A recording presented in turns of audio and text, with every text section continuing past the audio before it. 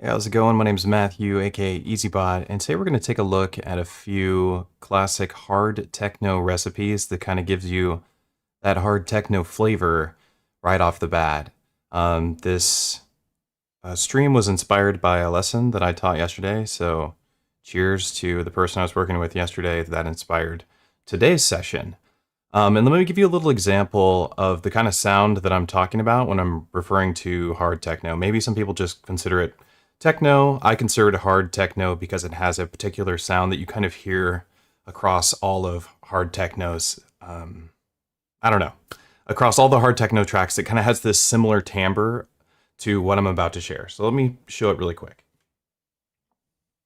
Okay, so we're going to be using the DIgitakt II and the Digitone II. We'll be doing some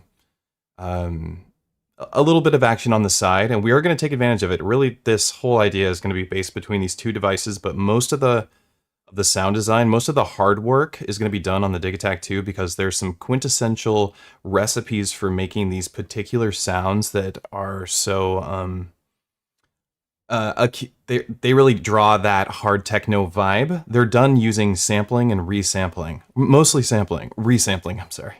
I've had a Red Bull. If that hasn't become clear to you already. Just a momento. Hang on a second. Let me get this camera working again. Just a second. Do this top only. Have a listen to this track while I go and fix this cam really quick.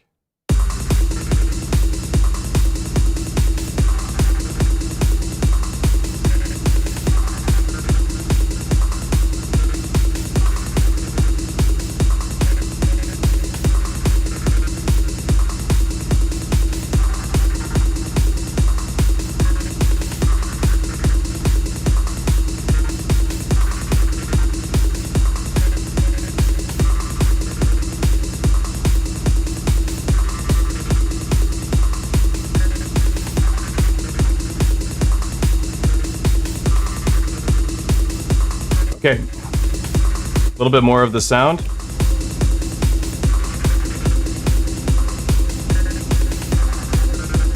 And then here's what I would consider like a hard techno melodic line.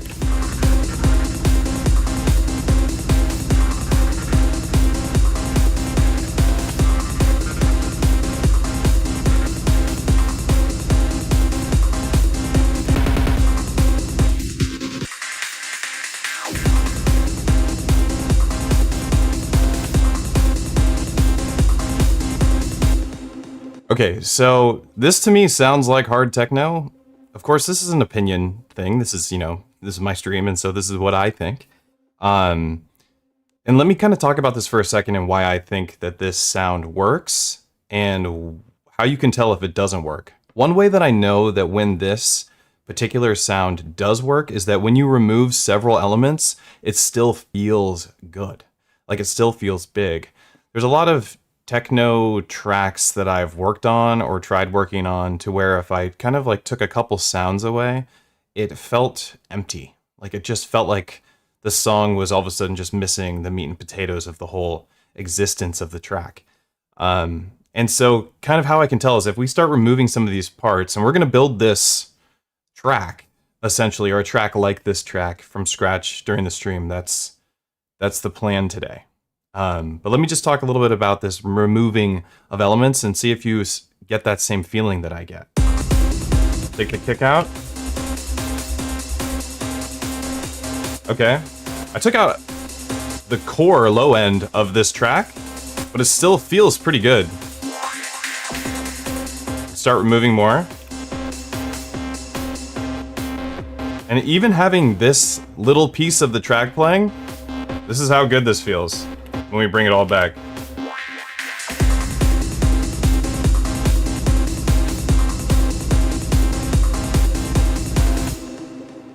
Okay, so I know that a track works when I'm able to take that many elements away and it still feels full, like it still feels like it's carrying the energy. Very few elements are weak, so to speak. They're all hard, I guess, is the best way I could put it. So they're all like these stronger elements and they seem to be able to hold on their own. And that, I think, is kind of one of the essential things about a good, like, harder techno sound, is that you can remove so much of the sound and it will stay feeling energetic. It'll stay feeling full. And I think that that is really essential. So I'll break down these elements and then we'll kind of do it from scratch so you can watch this process in action. And I mean, this took me a couple of hours to come up with something that I liked, but I did make the core part of this song in an hour during a private lesson. So we know we could at least get to the core elements of this at least in an hour, and we're going to try and do this in 2 hours today.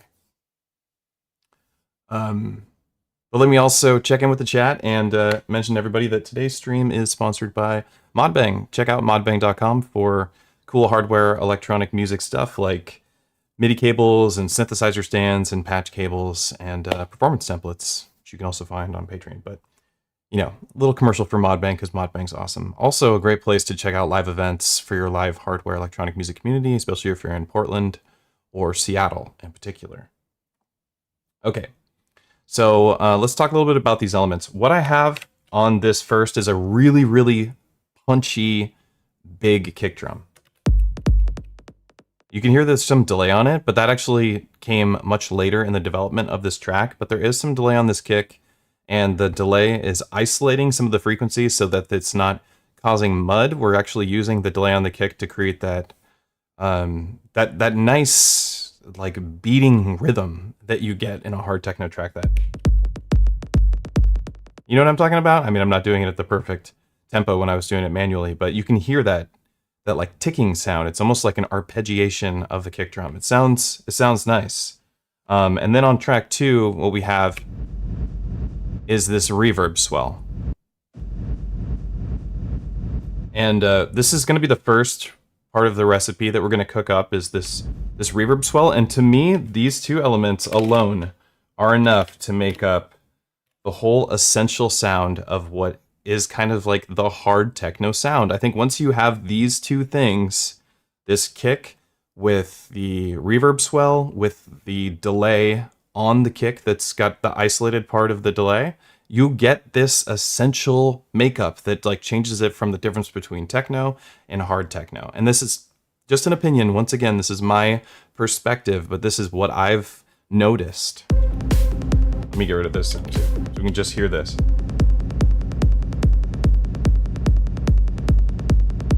This is just 2 tracks.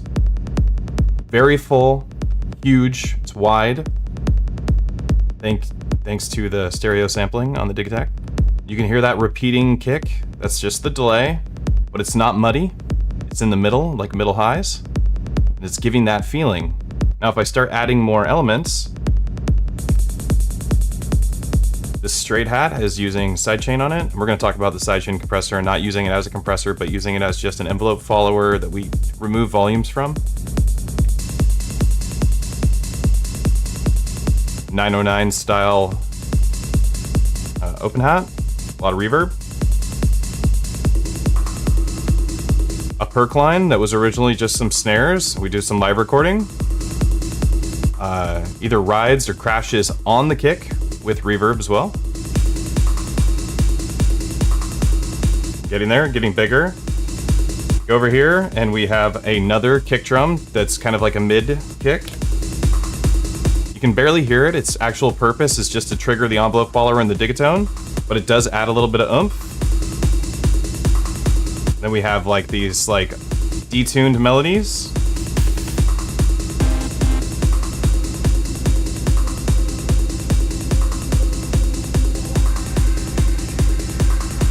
Which I have sitting kind of in the low mids. This is just kind of giving it some texture, some character. Makes it sound a little evil because it's going up and down and slowly. It's like getting this in between before it hits the actual note. And this I have as a sub bass. Just kind of filling in the low end because I noticed that once I was listening to this on my Mackies that maybe it's just because I don't have subs. The Mackies do get pretty low, but a sub maybe would have really carried the track more. I added a little bit of low end to it. Sounds like you're in deep, my man. You're right, Aaron, after 15 years of VST using. Okay, well, I don't know what people are talking about here, but I am interested in what people are talking about, and I do want to catch up with the chat here in a second. Some sounds of the room, it needs mixing. When did this ranking stuff get added to YouTube? I don't know. I don't know. Yo, what's up, Circo? I'm glad Circo's here. Proxima, what's going on? Played a show with Proxima recently. Really great music, Proxima. Excellent playing with you. Also, some great hard techno there too. Okay, so we talked a little bit about the elements in this, and I think that this kind of, I don't know, I feel like this does the trick. Like I could play this out and get like a crowd moving with sounds like this. But let's kind of go through the process of doing it again. So this is my live set, and it's got like some more melodic techno in it.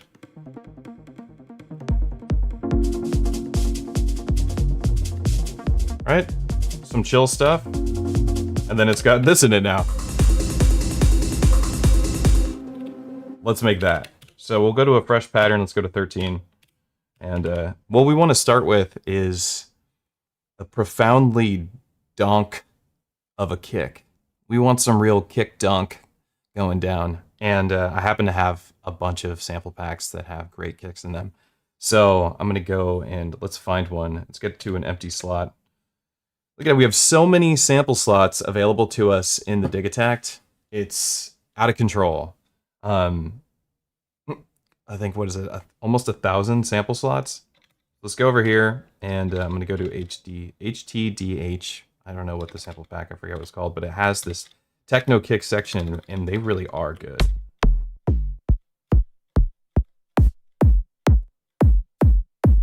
Like a kick like this, like that sounds like a really fun kick to mess with, especially if we add some overdrive to it. I think that could do a pretty good job.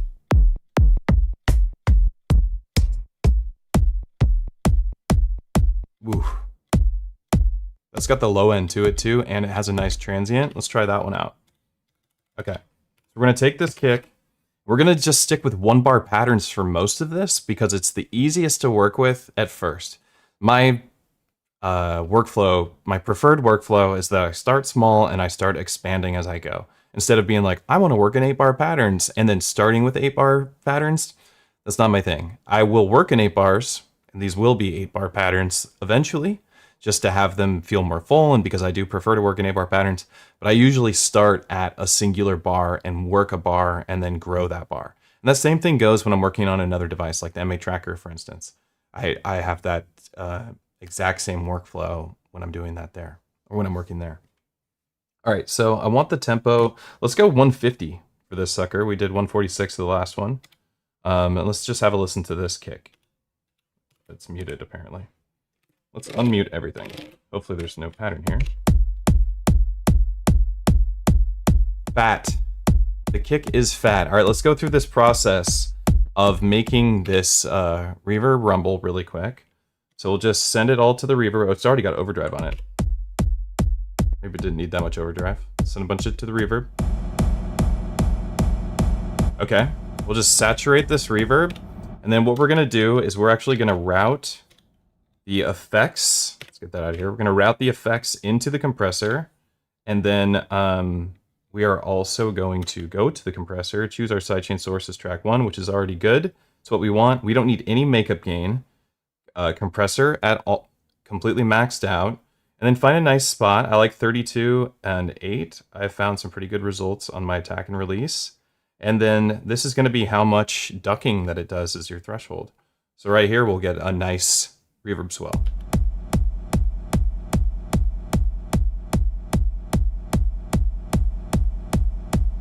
That sounds pretty good right there. Oof.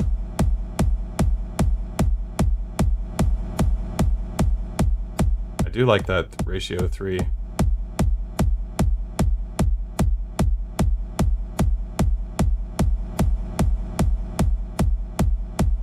Okay, so now that we have a sound that we like, what we're gonna do is we're gonna take the kick drum out of the main mix and then do a resample. So we'll go into our settings menu and, oh, I passed it. We're gonna go to audio routing, to main, remove the kick from here, and we're just gonna capture the effects essentially. We don't need to remove anything else because we have no other parts of the pattern generated yet, but we don't want to record the kick. Now we go back into, or not back into, we go into our recorder, and now we're gonna record the mains. I'm gonna grab 2 bars of it because sometimes the first bar isn't as good because the reverb swell hasn't started yet. So we do want that to happen. We're gonna use the record start method for grabbing this recording, and then we just arm it and hit play. And there's that shape that I was pointing to in the thumbnail of this video. And this is made from our kick, so it's gonna fit perfectly with our kick when we sample this and put this on the track and then use a kick. And we can in fact throw this sample again through the compressor later as we build a bus for the compressor, which instead of using the compressor as an actual compressor, we're just literally gonna be using the compressor on both DIgitakt II and Digitone II as an envelope follower that just ducks the audio based on these kicks that we're going to be throwing in on both machines to make this track. And this is the workflow that I found works really well. If I want to compress this mix, I can do it on my Octatrack, or I can do it on another external compressor. I'd rather have the sidechain bus for this particular style of music on these devices. So I'm going to sacrifice quote unquote, the compressor to do sidechain, if that makes sense. Okay, so let's go with this. I'm going to take this sample and we'll call it reverb, so rev rumble, call it rev rum 150. So we want the tempo in there so we can use it again, because why not use these again?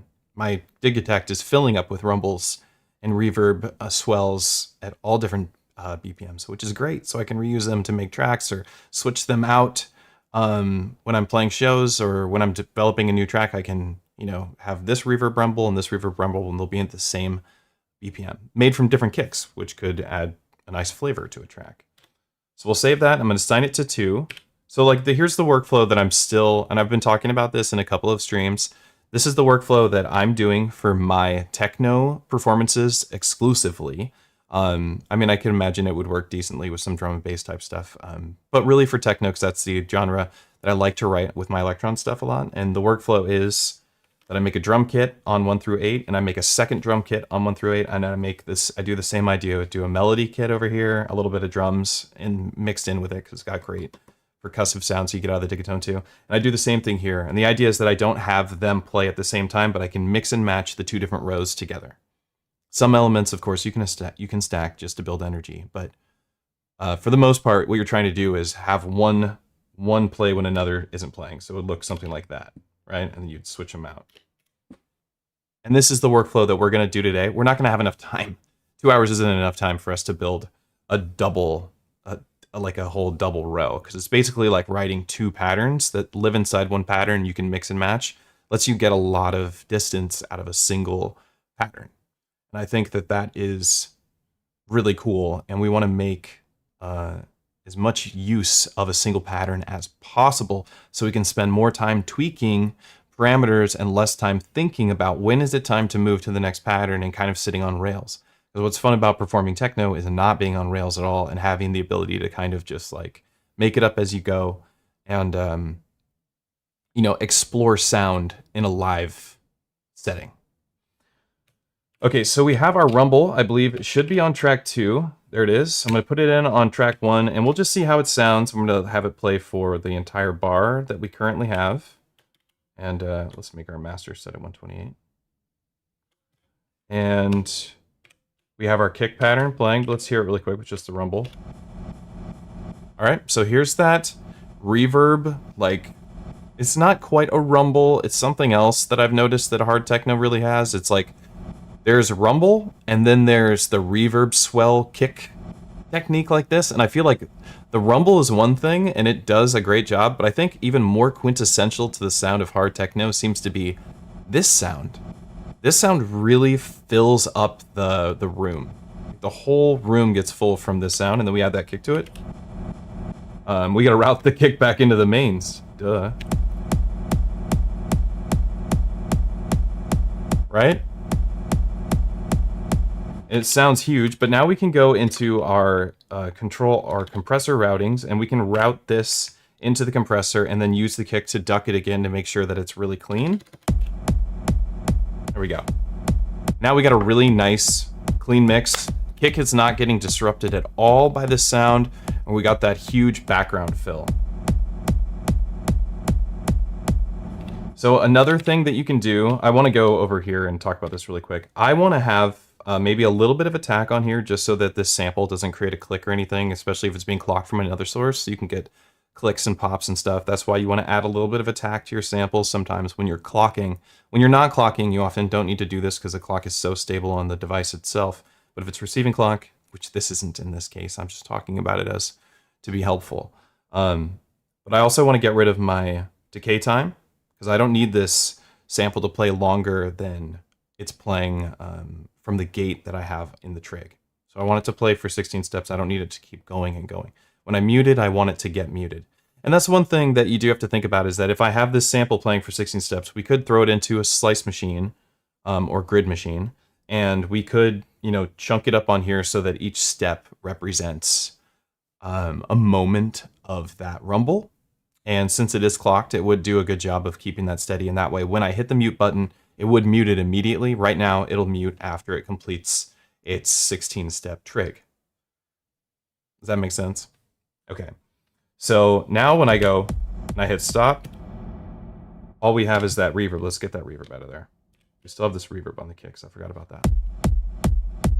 There we go.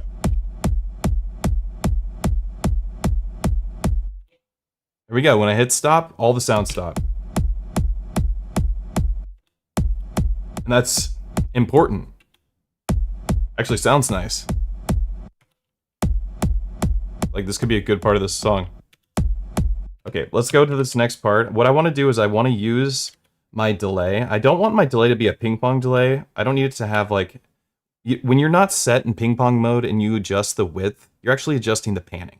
So like you would send your delay to the right side or send your delay to the left side. That's not useful. When you turn ping pong on, you adjust how much it pings left, how much it pings right. That's important to know. But we don't need to use ping pong at all. We just want the delay to do what it normally does. And we do want to use dotted eighth notes, which is the classic delay speed, classic delay timing. And this will be great. And then we want to isolate a sound that we like. We don't need too much low end from it because we got that from our kick itself a bit and from our reverb, which we can go in and use a EQ filter and make it so that reverb is accentuated in the low end to kind of fill that, because the low end is what we really want from that. And now let's have a listen to this. Start sending some delay in here. Okay, let's go back to this delay and really find that sweet spot. That's pretty sweet right there.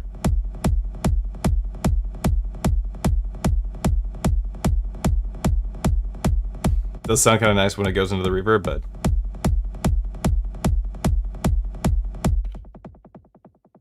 if we bring this feedback down, it won't have a longer tail like that, but it needs to be up high enough that you get those repeats like staying full. So it seems to be at least 50 is an important number, but maybe even higher.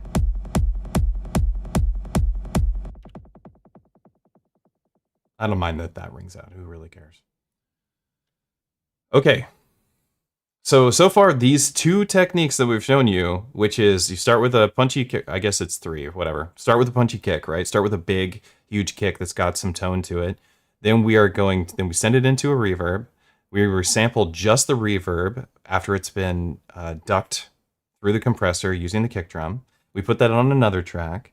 Then we undo the effect settings on our kick. Then we apply delay to the kick and we adjust the delay so that we are just having it repeat the kick frequencies that are useful to make our, core of our track, which sounds like this. And I think it sounds great. Now on the Digitone, what I would do is I would also find a kick to layer on top of this kick. And what's nice about this is that you can have you have these kicks play at the same time. You can also have them play like and bounce with each other a little bit. But what's really great is that you get to like make this really, really thick sounding kick. But really what we want it for is we want to use a kick that we do the same method where we throw the kick into the compressor, we sidechain from that kick, and we just use it with the envelope follower, and we just duck groups of sounds together so that we get a pumping, this like consistent pumping sound. And we don't want every single sound to go into that ducking compressor bus, because we want sounds that lay on top of it that really kind of separate the fact that that's happening from another sound. It just makes the feeling so much stronger when you have stuff that isn't getting pumped and stuff that is getting pumped and layers that are going, you know, on top of those layers. And you sit the pump in the middle of it. And I really love that. And I love finding techniques that would be so simple to do in your computer, right?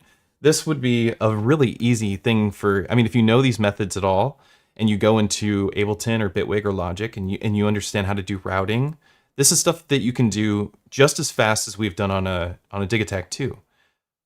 But you know, but you're going to do it on your computer. To do it on a DIgitakt II requires you to know the DIgitakt II quite well. Not just like I can do that technique in any DAW because I know the technique, but to know it in the DIgitakt is a completely different thing. But it's so cool when you can take those typical or essential concepts from your DAW and bring them over to your hardware and still get very similar, very tasty and usable results for you to go and perform live with and kind of be able to mess with it in a live setting. I think that that is so cool. And that is what I find so fascinating about hardware electronic music is trying to do that. A lot of the tutorial content that I've come up with, or a lot of the ideas that I use in my own music, this is a better way of putting it, are ideas that I've taken from tutorials that I've found on the internet for Ableton or for Bitwig or other DAWs, but usually Ableton or Bitwig, different styles of music. And I borrow those ideas and I use what I know about these boxes, whether it be an M8 tracker or a Digitakt or a Digitone or a Rhythm or an Octatrack, and I apply those principles, those techniques to these devices. Just requires you to read your manual a bunch.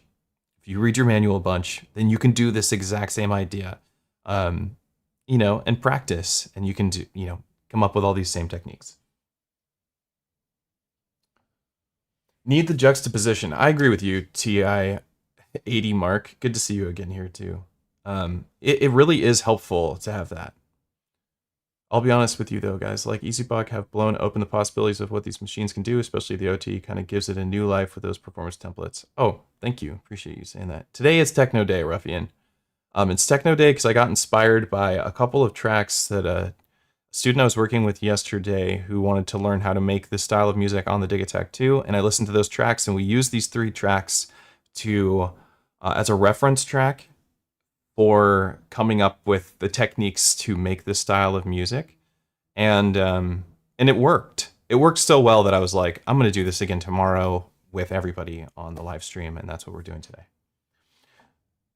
So here we are, we're back where we started, or to the, not where we started, but back to our Digitakt II and the beginning of what it would make a harder techno track. We've got the essential sounds of the low end of the hard hitting rhythm. You know, we could throw on our kick drum. We have some cool effects in here that let us get even harder. We have bitrate reduction, which will create some distortion. It will also add some volume. And you can get really hard techno here.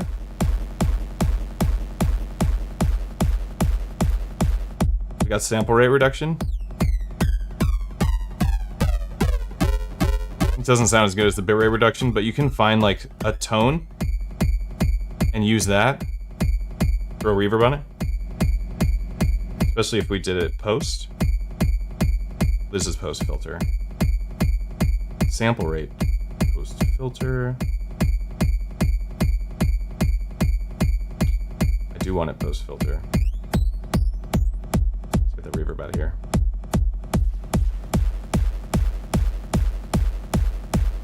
I think that works. Overdrive, of course, is really useful, but the overdrive just really brings out some of the lower harmonics. It doesn't like add crunch like you want an overdrive. It's not a distortion, it's, you know, overdriving the VCA.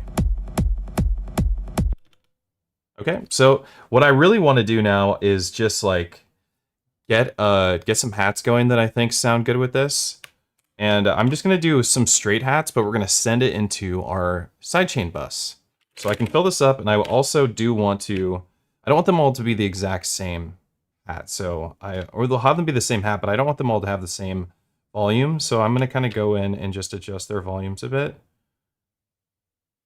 And then we'll just copy that segment and paste it like this. And let's just hear that. Okay, nice. And these hats already have delay on them, which I don't want. Okay, now let's go into our setup, our compressor routing, and let's send these hats, which are on 6, I believe.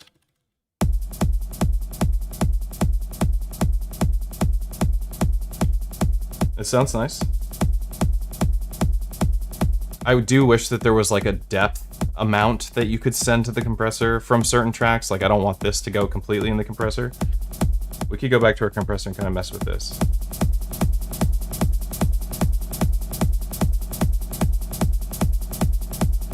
I think that sounds pretty good. Okay, and I'm gonna go, we don't want to use this, this vocal sample. Promises to keep before I sleep.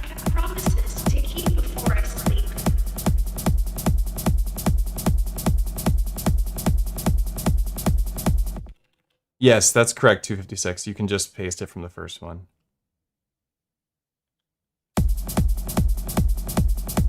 Okay, what I want to do here is put like a crash symbol. I might already have one. Or a ride.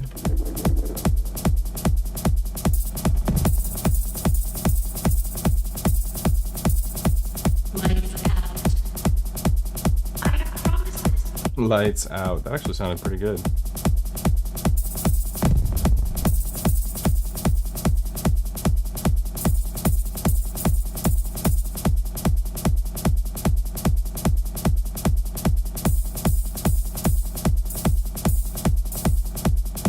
Make sure this reverb's nice and big.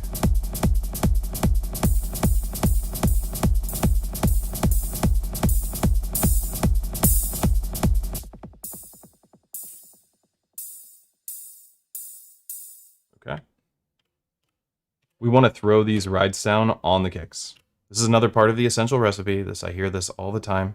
These like huge rides that come in on the kick when they're really building energy in hard techno tracks.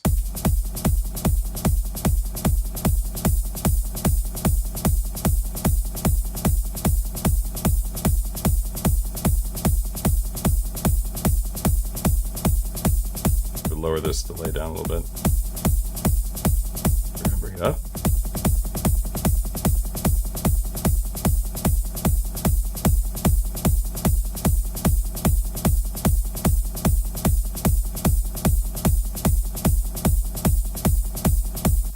All right, let's do our offbeat hat. So 3, 7, 11, 15. This is our classic.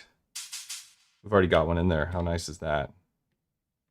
It's panned a little bit further than I want it to be.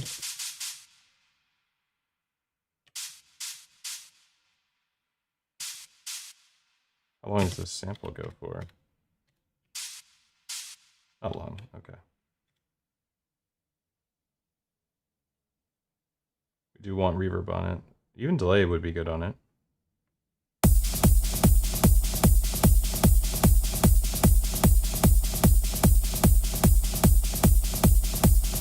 That's a cool sounding hat. I want to check something out. If we take this off here.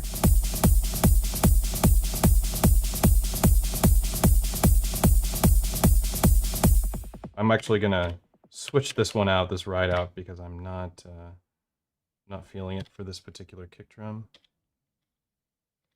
Let's go into cymbals. We can see if there's a crash in here that sounds good.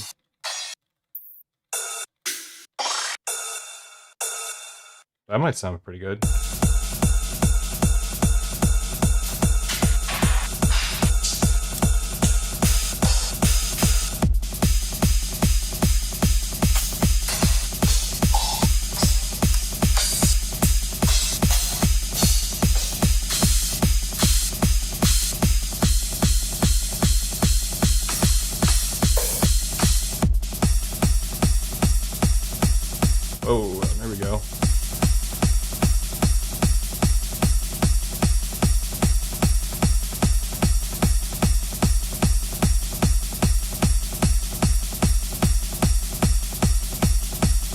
route this into the compressor too, why not?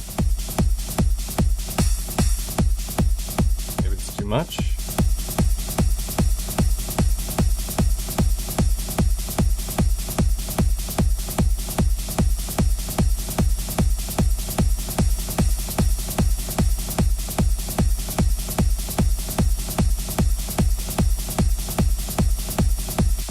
All right, let's get our clap in here. We'll put them on the classic spots, but we also want, I want to throw some in some random spots, and then I want to play with the bandpass filter. And turn this reverb up too.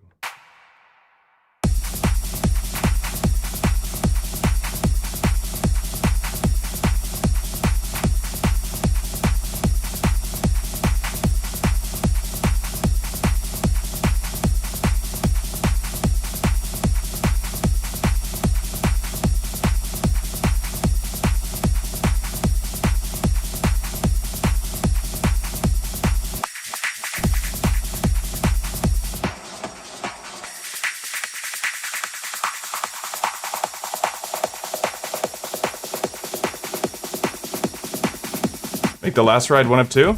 Sure, why not? Let's do what a 256K said.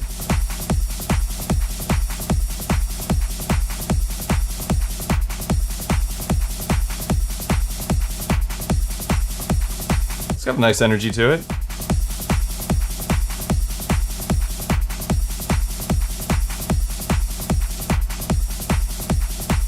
Okay, I want to go over here. We're going to do a function, yes. We're going to save this to a temporary area. I want to play with this really quick.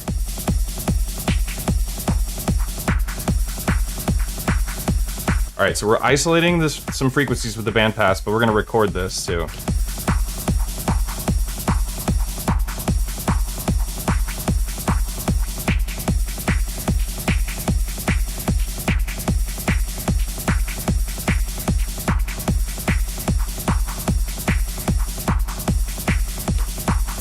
It really adds a lot to it, right? This like created a nice texture. We had some other in here, some other claps in here.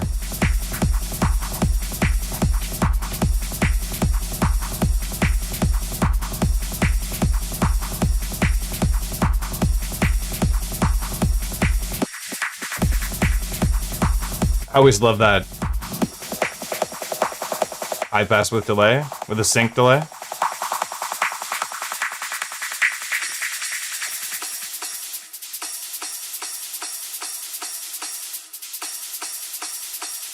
Okay, now we need some texture, some tonal texture, but something.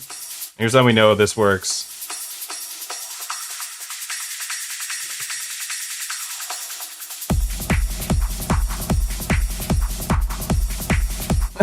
I mean, there's nothing to it but drums, and it feels like a track, right? Like you could go to a show and dance to this. We have nothing happening other than drums at all. That's how you know you've gotten it, that you've got the technique down a bit, right? When it doesn't require anything but the drums, that's like techno. That's how I feel. It's like, you know, when you have techno, because techno doesn't need anything tonal at all. It just needs good rhythm and full, like, and playing with frequency. It's like just playing with an EQ. Like, if you understand your EQ and can like isolate elements in a decent way, you can make techno.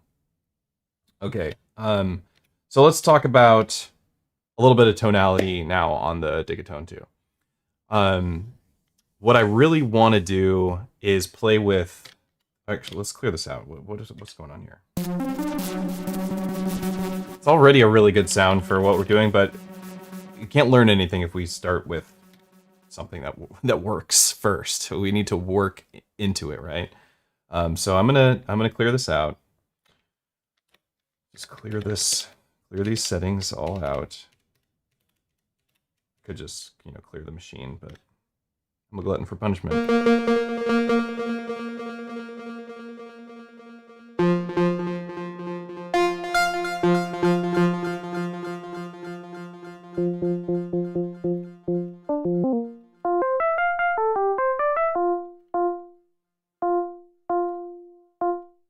Oh.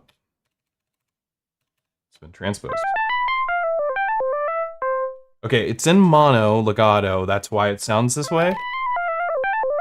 Except for it's not what you usually expect to hear on the Digitone, because usually it's, you know, if we go to setup and we change that to poly. Let's do the mono legato. And there we go. Let's bring it down to 0. Classic Digitone sound. I actually want to go into wavetone, and we want to go to page 2, and I want to play with ring mod fixed. This is a really great way to get some interesting tones. And this is what I really think is important about writing like a techno melody, is that you want to play with, like, you find like these FM frequencies that create sidebands that make a note that works with your track, as opposed to using an actual note from your track. You can use these steps eventually, but you're gonna kind of just like pick notes that, or notes that generate sidebands that work. Does that make sense? I'm gonna show you what I mean in a second here.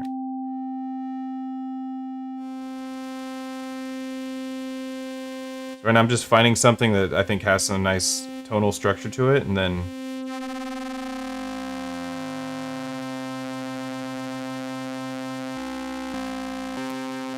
see what I'm saying right now?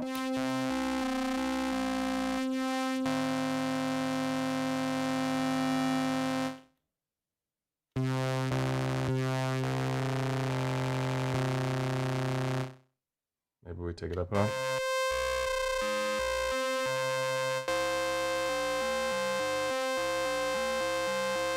I think it sounds awesome. Oops, go back. There's the phase distortion. I think it might sound good to FM the phase distortion. Let's go to the mod section and choose that. Oscillator 1 phase distortion. Let's just turn it all the way up to 2000 times the BPM. This is audio rate.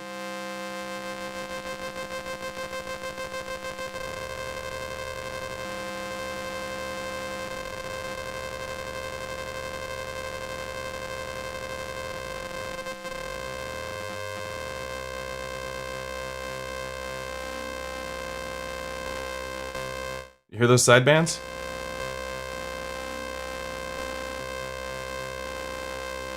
Kind of like creates a chord.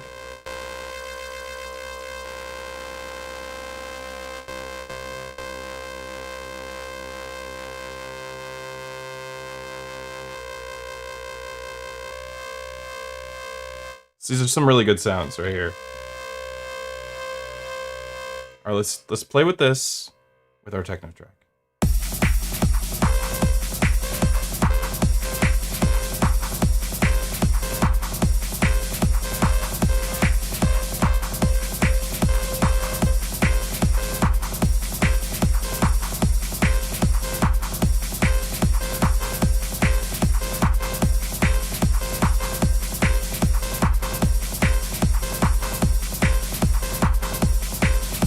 Change this filter out.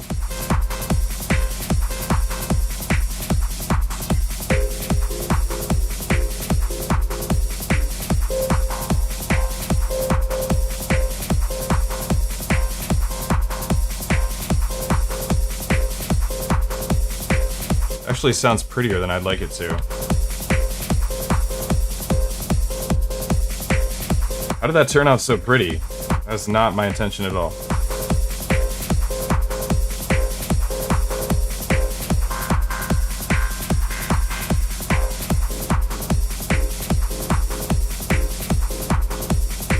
What is the deal? That sounds like a chord.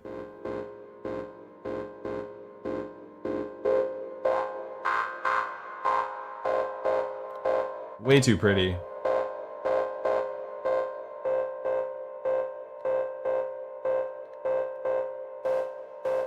Nah, it doesn't need any noise.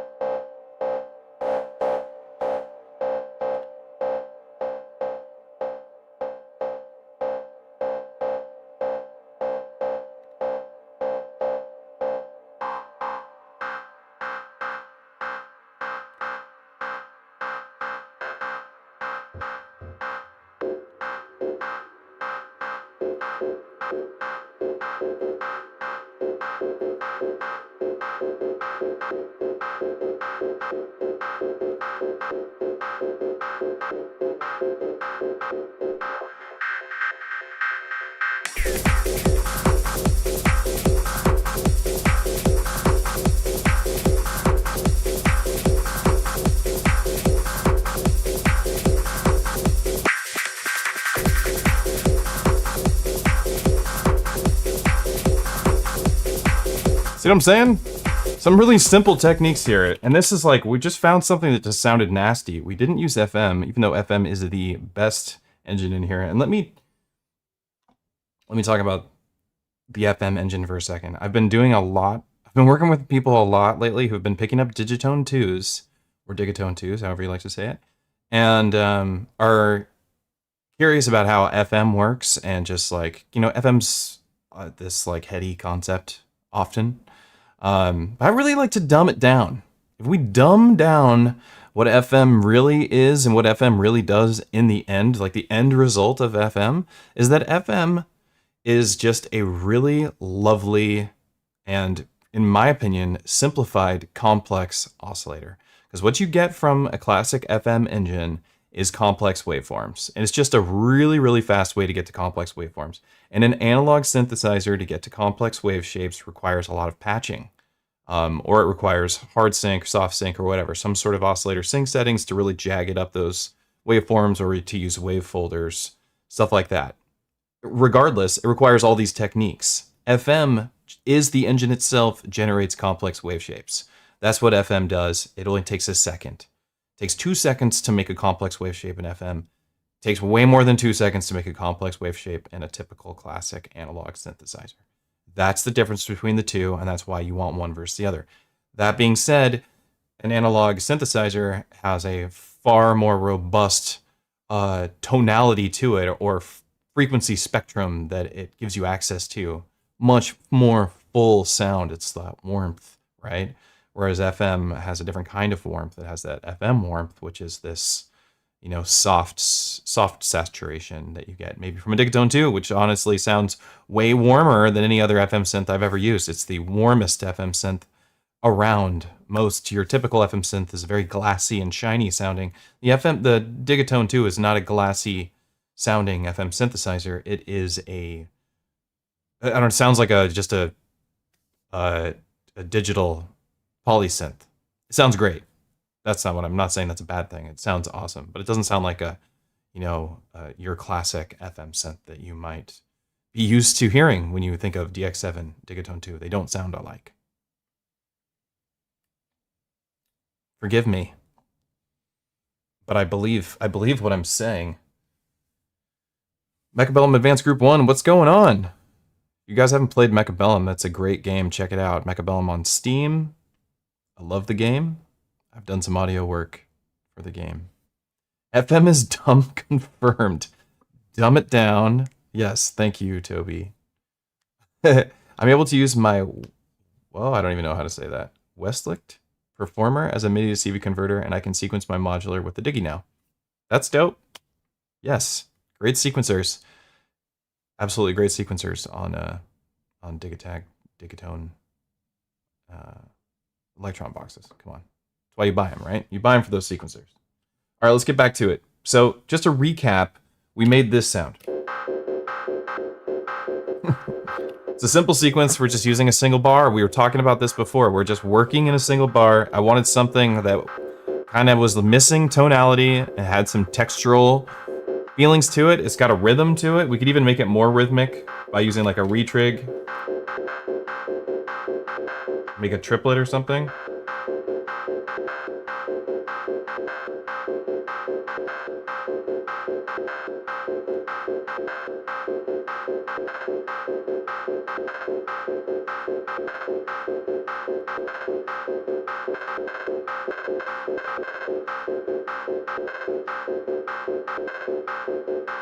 We could have it do it every once in a while.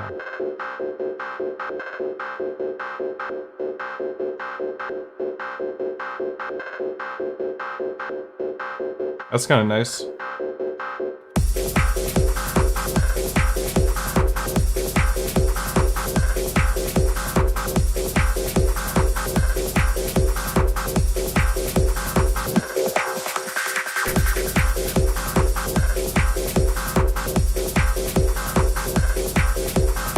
Coconut. Sponsor me, LaCroix.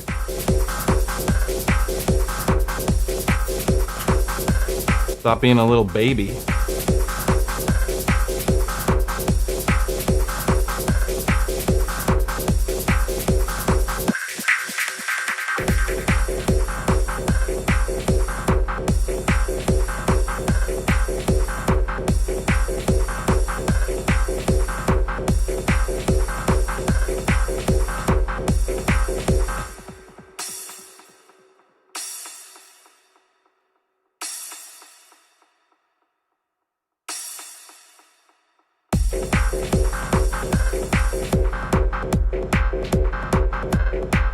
All right, now I want to try something out, and this is may or may not be necessary or needed in any way at all, but I'm going to go to track 1. This is where I put my basses. I put a bass here, and I put a bass here, and I switch off these basses.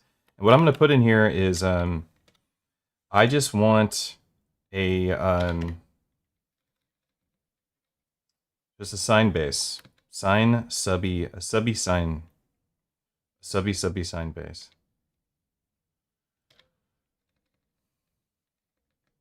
What am I looking for? Why am I doing this?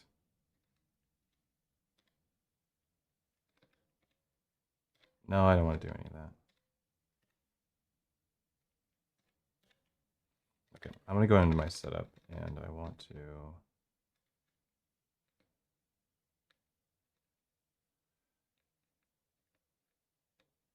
Forgive me for a moment, I'm just thinking about something I'm trying to see if I want to do or not.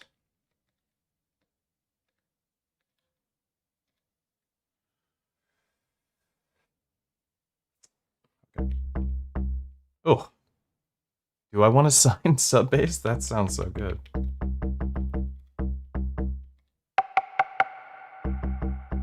What is the name of this patch?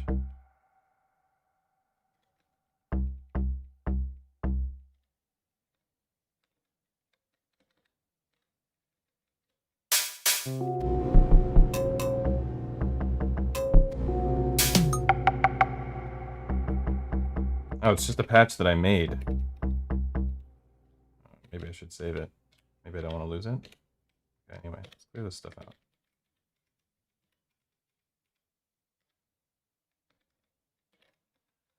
We don't need any of Matt's patches getting in the way here. Okay. Okay, there we go. We can try just taking our carrier. Listen. Brought the carrier down to 0.25. Divided it several times. And now we have a nice sub. I want to sidechain the sub. We could even try and have these layer on the kick. I was doing something like this before. I want this to be 16 steps long. And then also sending it to the sidechain, which we haven't set up yet, but we can hear just how this sounds. That doesn't sound good. Until we send it into the sidechain bus, this is not going to be the best sounding thing. So let's fix this really quick. And I'm going to put a kick. So what I'm going to do is I'm going to have a kick over here, and I would have a kick over here eventually where I have these two different kicks, one of them, or one kick that's used, sorry. Two kicks over here. One kick that's used here to feed into the sidechain bus to generate pumping and to layer on top of our existing kick. And we can build that kick from scratch if we want. Function synth, go into FM drum, and bring the octave down a couple. Let's just...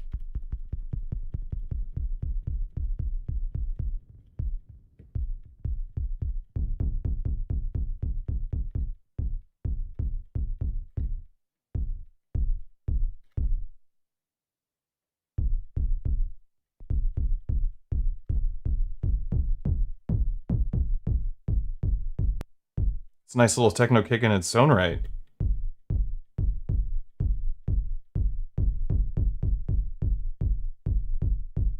All right, let's do 4 on the floor like we were doing with the other kick. Okay, now we're gonna go into our compressor. We're gonna target that track. This is on track 8, so I wanna target track 8. And we're gonna do the same value, so I'm gonna do 832. No makeup gain, fully wet.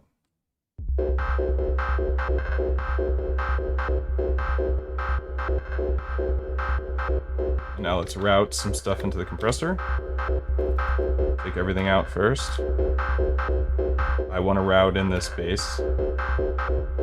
I don't want that lead to get routed into it. I think the lead sounds good.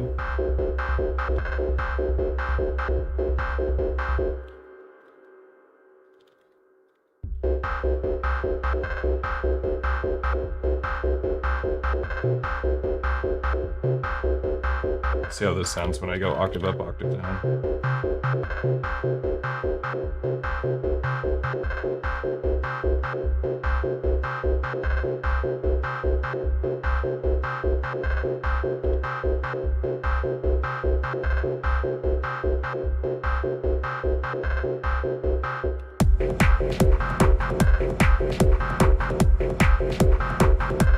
Maybe what I'll do is I'll just have it do this. We'll do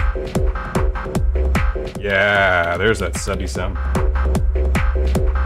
That's what I wanted.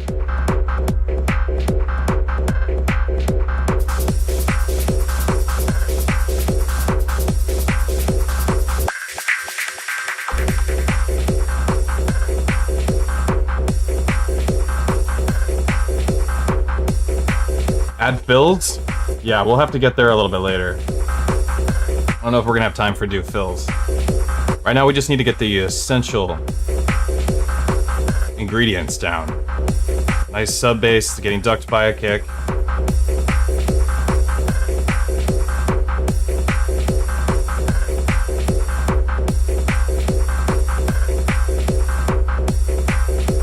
know what I like doing with this? Like, let's go over here really quick, this sound. What if we go... have it feel kind of gated?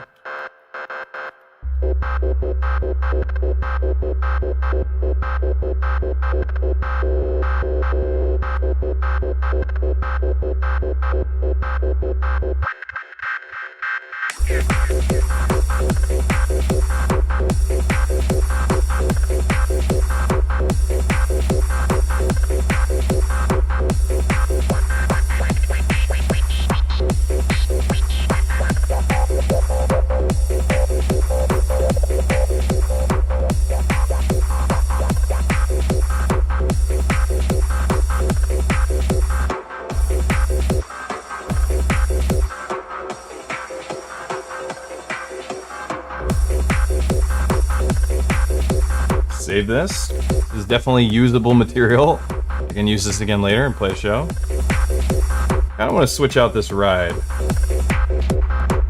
We'll keep it and just see if we find... It's a crash, I mean.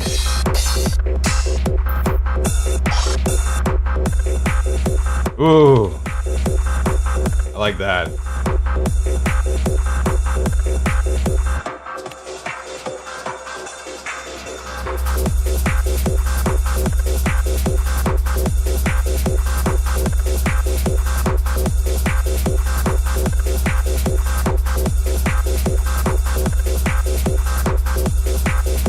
Okay, now I want to actually add a snare. We're using a clap over here. We're going to do a snare on the Digitone.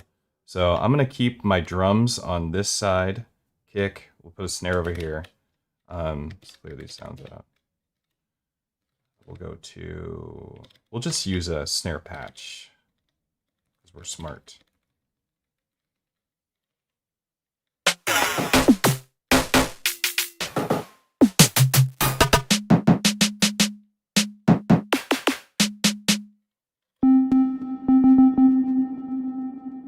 Oh, did I just load it? I meant to do load.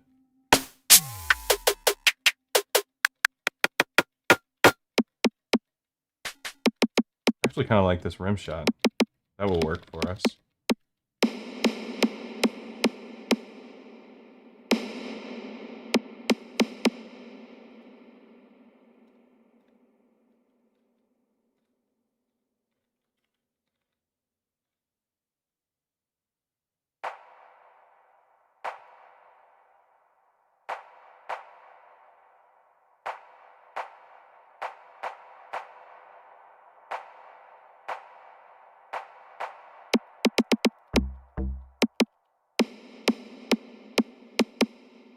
Okay. I want to have a bunch of these, but I just want these ones to be locked at this value, and then it's kind of just bring these all down.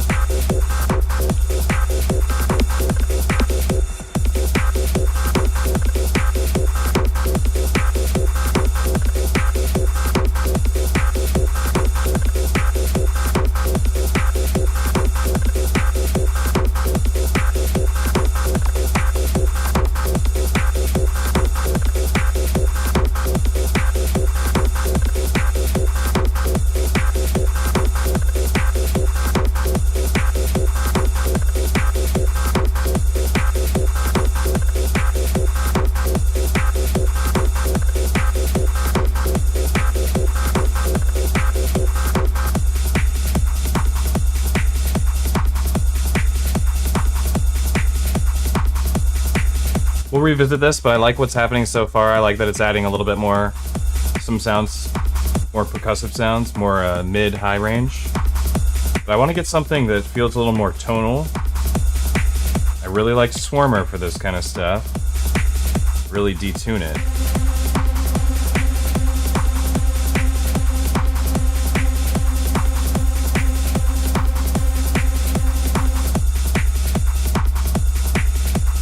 Do like a short, like an 8-step sequence.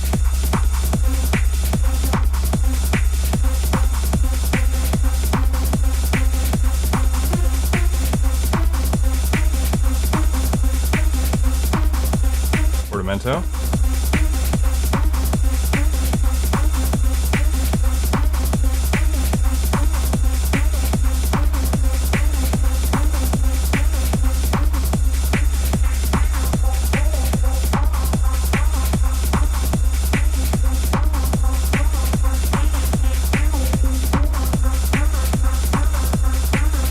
Send this into the sidechain.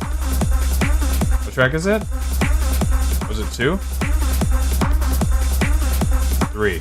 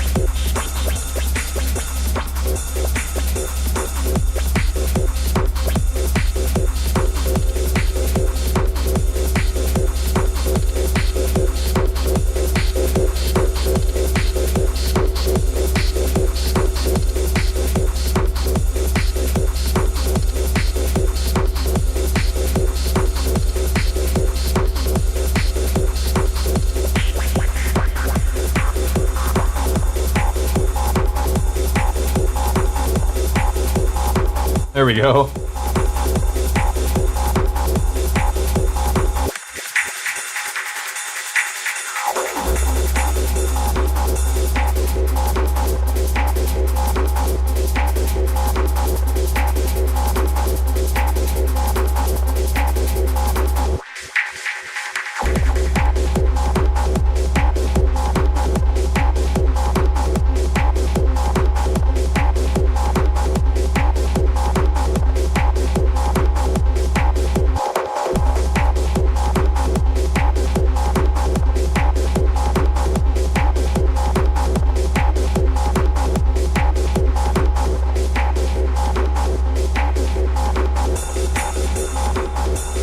I should have went back in. Alright, let's try it again. Let's switch templates. Hang on. Check this out.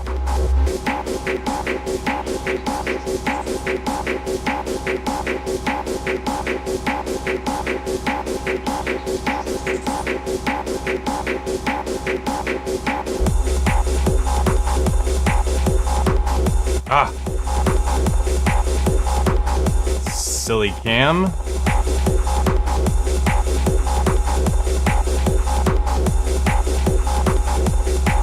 Hold on. Rip face cam. It's the new cam and it's having trouble.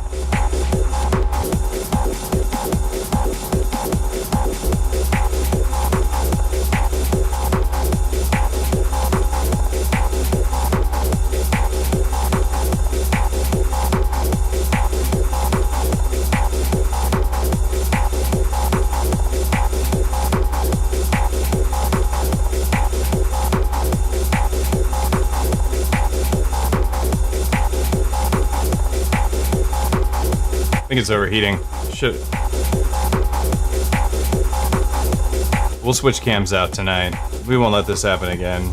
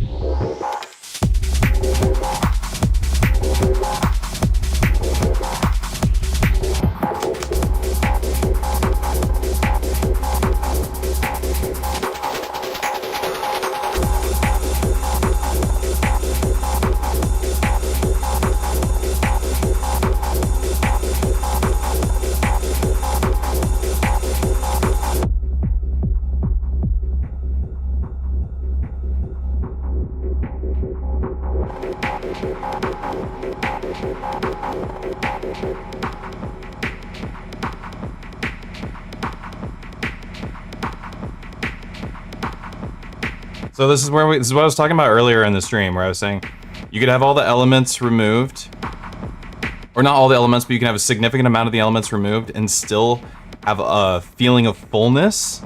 I believe that's really coming from us having two sets of percussion. We have percussion over here, we have percussion over here. Main percussion, the thumpiness coming from over here, which we've removed currently, but we still have this, like, the integral beat, you know, the techno driving feeling is still happening. But it's really this huge reverb that's just filling the room. We still have that running on this side.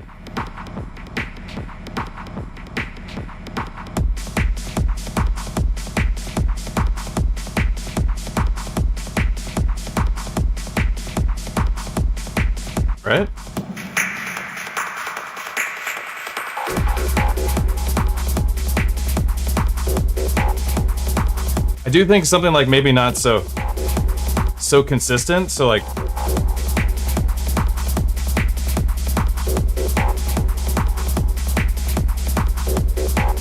I like that. So here's what we'll do. We'll copy this sound, paste it here, go here, copy the track, paste it here. Now we have two versions. We have this one that will play. They have their own levels, so let's bring the level down. Well, let's just do the, what is it? Do that.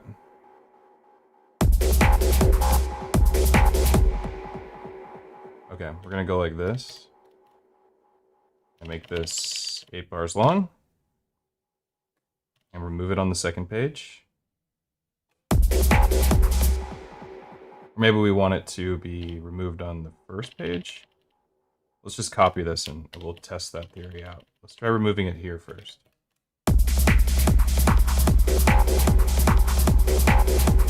I kind of like it on the first page, so maybe we have it play and remove it second page. We'll have it bounce in between. Wait, where did I do it last? That would be here. Can't even do simple math.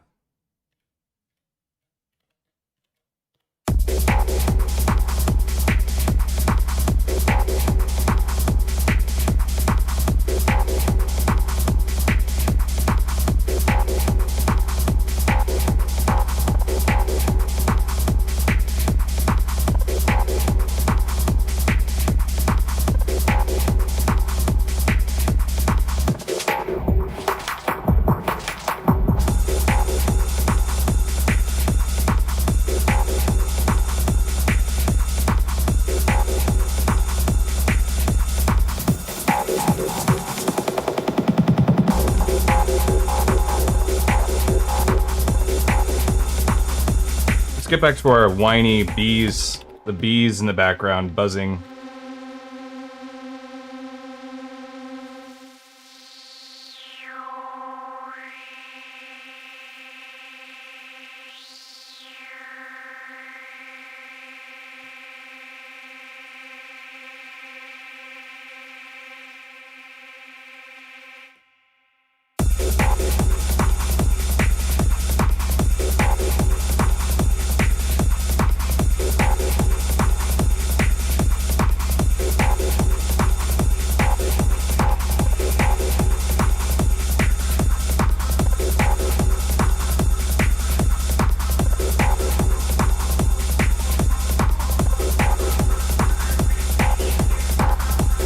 Let's have an LFO move the filter cutoff.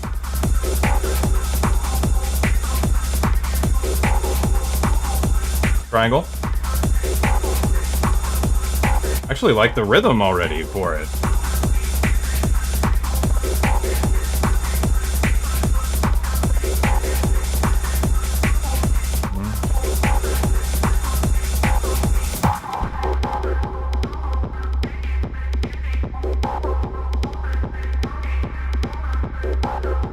Put like a lot of reverb on this one.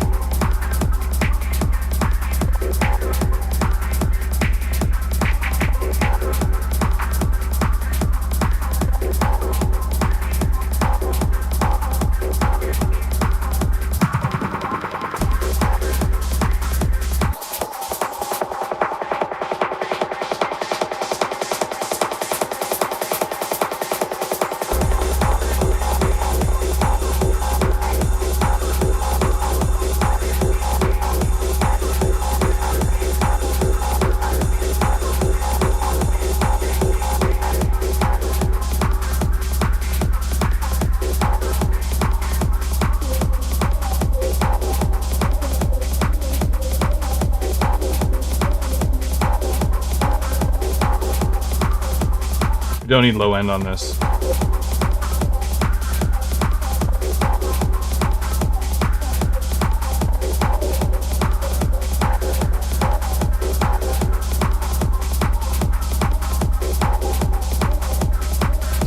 this. I think the sawtooth is the way to go.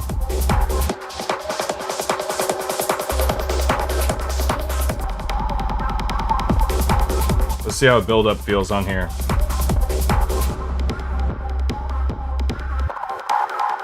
We'll start it.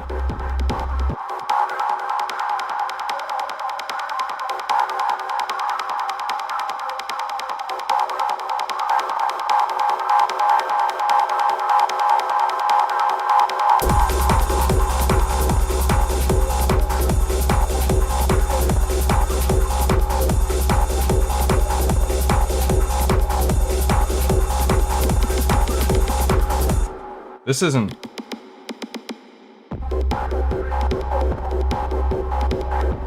cutting it for me.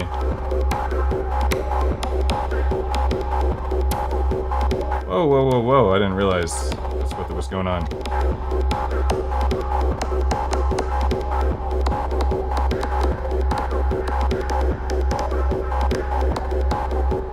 Actually want to find another sound. Let's go manage. Let's find a perk.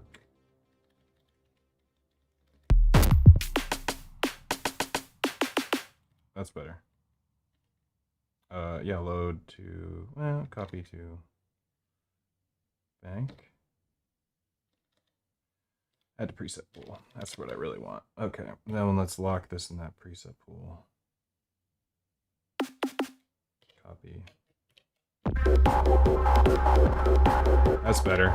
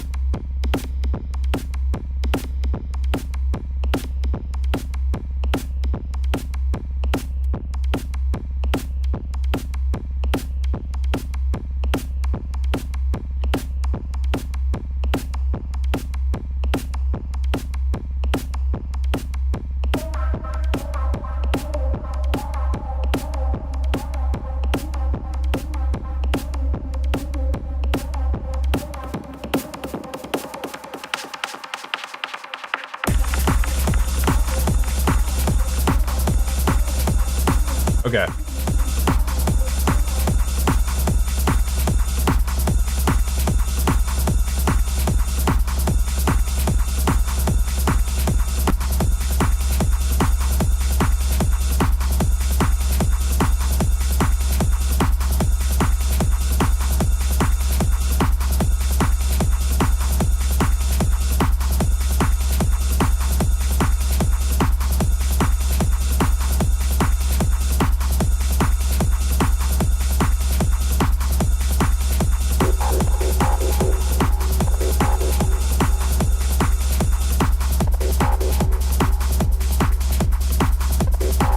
We could go into a rumble if we want, and we could switch this to a EQ and invert it.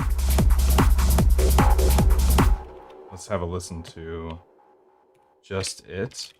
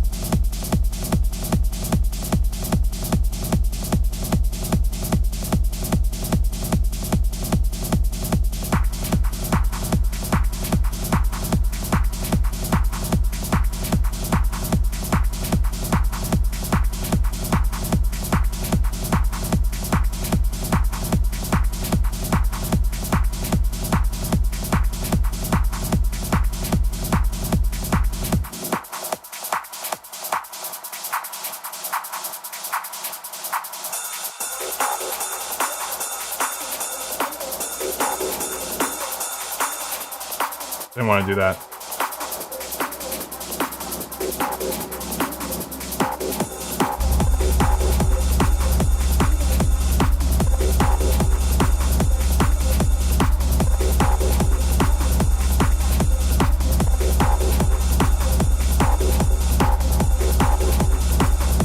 Recent techno trick you've used, pump up the bass on all your kicks.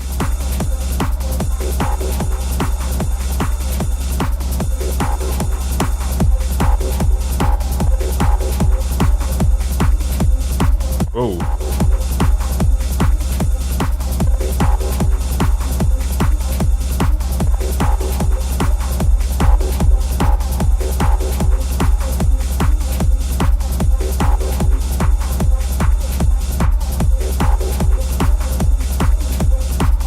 Like, is it that?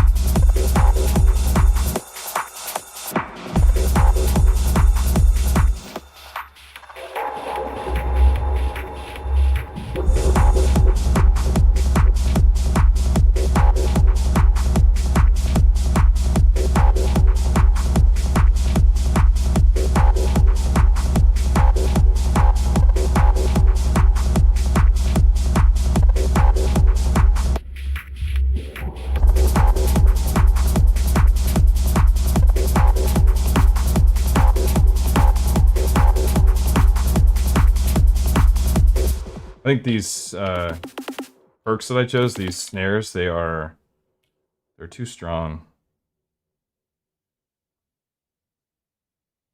I think we need to find a new one.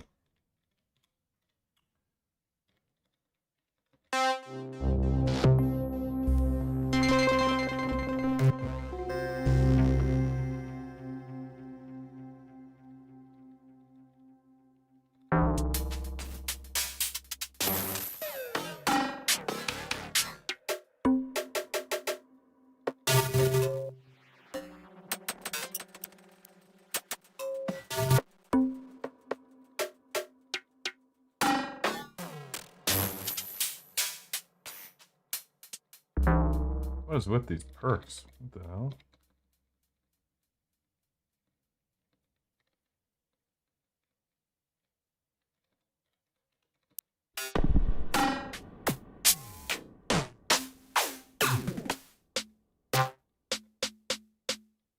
That might work.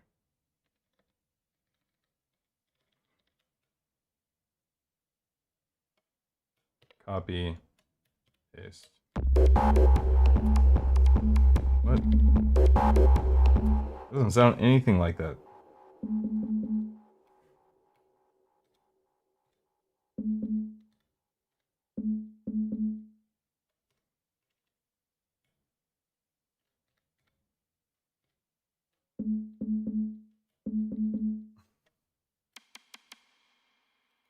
Okay, whatever.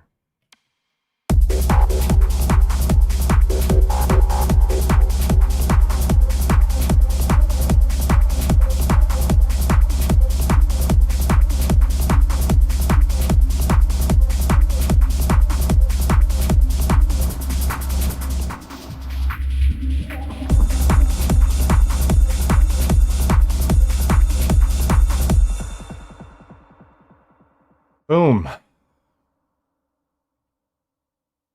We done did it. I think we did. We have, this was what I demonstrated, that I was like, we're gonna make something like this. And this is what we made. They sound totally different, but they have the same experience.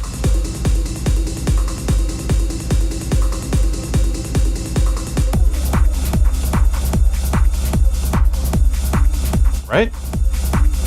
They're different songs, but they still feel like big, huge techno tracks. They still feel like big, hard techno tracks. Because it's the same techniques, the same recipe. It works. So what I showed you here, using these two devices, but mostly a DIgitakt II, absolutely functions as a recipe for making big, hard techno. And I'm sure I'm going to find more technique, you know, as I'm exploring that I can share with you on these live streams. And there's stuff I know I think I'm already forgetting, but this is the crux of it. This is the essence, the center of the sound that will give you that vibe, right? And we did it at the very beginning of this stream. We kind of touched on the simplest part of it, which it was that kick selection, the overdrive, the reverb, the sidechain, the resampling, and then the delay. And that is what we started with, and that we built the whole track around it. Usually when I write songs on Electron, I take a really nice sample that I love, and I build around that sample. But that's not what we did today. That wasn't the plan. The plan today was to show off how to make a hard techno track and how to apply those techniques that give you that essence of hard techno. And I think we accomplished that goal, and we did it in record time. Actually, I thought this would take us about a half hour longer than it did, and we did it in an hour and a half, and I think that's pretty sick. So I'm pretty pleased with this, and I hope that everybody enjoyed this hard techno Electron tutorial. And if you like these kinds of tutorials, you like this stuff, if you like Electron stuff, and you want to go deep on the Octatrack and the Digitakt and Digitone and Syntakt and all the other Electron boxes that are in the current available lineup, you can visit patreon.com/EZBOT, and that will help support this channel so that I can continue to do this as often as possible and make more video content. You can also get your hands on these performance effects and stuff like that on the Patreon. So it means a lot to me when you join. It means a lot to me just hanging out and sitting through these live streams with me, keeping me company as I make music, keeping me in check and making sure I'm doing things right, and giving me ideas, teaching me as I share with you, giving me ideas in the stream and applying those during the stream. So helpful for me. I've learned so much from the people who watch these streams. So super, incredibly grateful to everybody who tunes in and checks out my channel. That being said, I will let everybody go. We've done this for an hour and a half. We accomplished our goal. I don't want to destroy this music. You know, something that you want to never forget to do. Function, save these projects. Function, cogwheel, save your projects. Do it all the time. That's about as important as it gets. Save your project. Don't lose your work. Cool. So I hope this was great. I think it turned out pretty good. So I don't feel stupid. That's good. And I'll see y'all maybe later this week if I'm lucky, but definitely next Tuesday, because we do this every single Tuesday. We do an informative live stream on this channel, and that's what it's all about, live hardware electronic music. Thank everybody for hanging out. Go to modbang.com, check it out. That's my store, and I'll see y'all next week.